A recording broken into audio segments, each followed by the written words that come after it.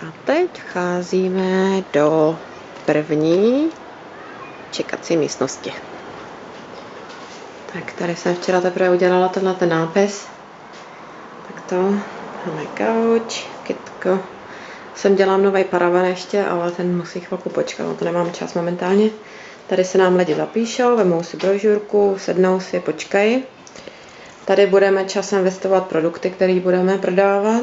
Už to dlouho nebude trvat, už jsou tam schované, akorát, že musím udělat ještě značky. Ceduly, na které budeme psát naše věci, které máme na slevě, nebo které budeme promotovat. No, tady je další čekací hala. Tady se vždycky zavřou tyhle ty modré dveře a tady ty lidi můžou sedět. Tady máme naše důležité věci, jako elektronické placení, telefon, knížky, které lidem půjčujeme, nějaký extra deky, když je zima. Tady jsme dali takový malý aranžma.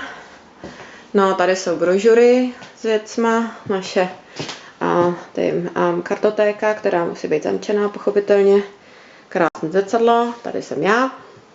A tady jsem dělala takovou kytku aranžma. Jo, napřed vás vemu podívat se tady do té místnosti.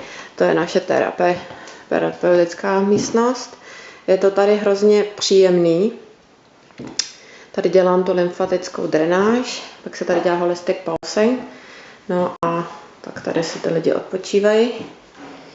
A tady se masíruje. No a tady je vstup na kolonek.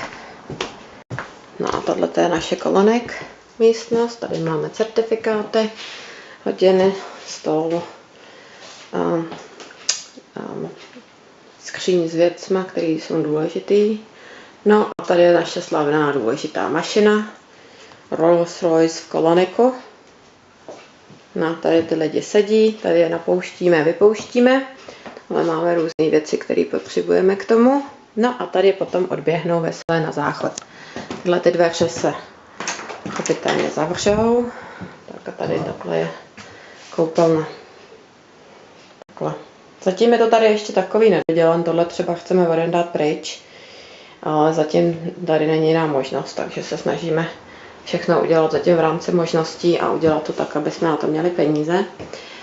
Všechno jsme to tady nabarvili, tuhle tu zeď jsme postavili novou, ty dveře jsme dávali nový, tahle tu zeď jsme taky dělali novou, takže tyhle dveře jsme dávali, tyhle dveře jsme dávali a celý to tady bylo žlutý jako ta příchozí hala, tohle je nová zeď. Takže to byla jedna taková obrovská místnost, kterou jsme potom rozdělili. No. Teď pěkně jsme to dali na modrý. Tadyhle, jak vidíte, ikeácký lustr. Ten má obrovský úspěch mimochodem, protože tady na Zelandu IKEA není. Takže všichni lidi na to rádi koukají. Tak to je prima. No, vyhlídka.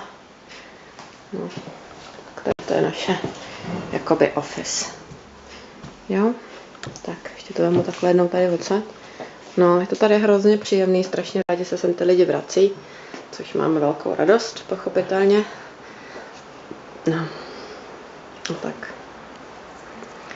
No a ještě dám poslední závěr na ty naši brožury, takhle jsou ty naše brožurky. A to jsme my.